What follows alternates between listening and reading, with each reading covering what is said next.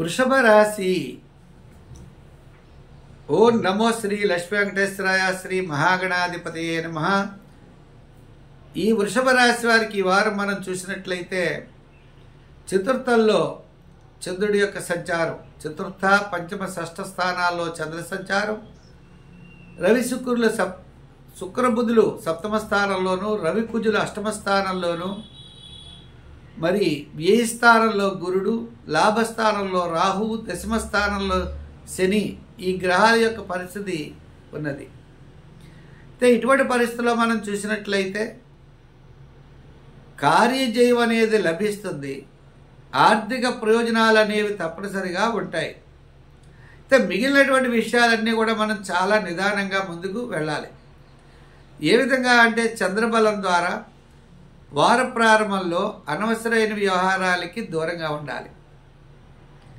వారం మధ్యలో కార్యజయం ఉంటుంది, వారాంతం ఆర్థిక ప్రయోజనాలు ఉంటాయి.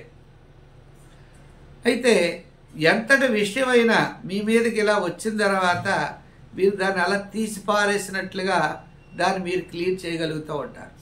అయితే సమస్యలు అనేవి తప్పనిసరిగా మిగిలిన గ్రహాల యొక్క బలం ద్వారా మీకు వస్తాయి. వచ్చిన ఎటువంటి సమస్యలైనా మీరు చాలా సులభంగా మాత్రం దాన్ని పరిష్కరించుకోగలుగుతారు. రాహు చాలా శక్తివంతంగా మీకు తప్పకుండా మంచి సహాయ సహకారాలు అందిస్తాడు. అయితే గురుడు ద్వారా శుభరూపమైనటువంటి వ్యయం జరిగిపోతూ ఉంటుంది. మీకు ఎంత డబ్బు వచ్చినా కూడా ఖర్చు అవుతూనే ఉంటుంది. అంటే శుభరూపమైనటువంటి పరాలుగా, అంటే అనవసరమైనటువంటి ఖర్చు అయ్యేటువంటి పరిస్థితి అయితే లేదు.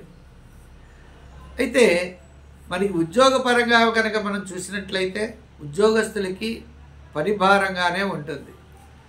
రాజకీయ నాయకులకు కూడా సామాన్యమైన ఫలితాలు మాత్రమే కనబడుతున్నాయి. ఇంకా మహిళలకు మాత్రం చాలా యోగవంతంగా ఉన్నది. అయితే ఈ రాశి వారికి ఇంకొక ముఖ్యమైన విషయం, వేళక భోజనము, విందుల వినోదాల్లో పాల్గొనడం, బంధుమిత్రుల యొక్క కలయికలు కొన్ని ఆనందాన్ని కలగజేస్తాయి. దీర్ఘకాలికమైన ప్రయోజనాన్ని ఇచ్చేటువంటి పనులైతే ఆలస్యమవుతాయి.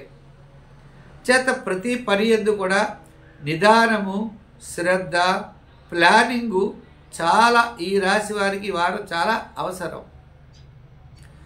ఇంకా వృత్తుల పరంగా మనం చూసినట్లయితే ఆర్థిక ప్రయోజనాలు ఉంటాయి.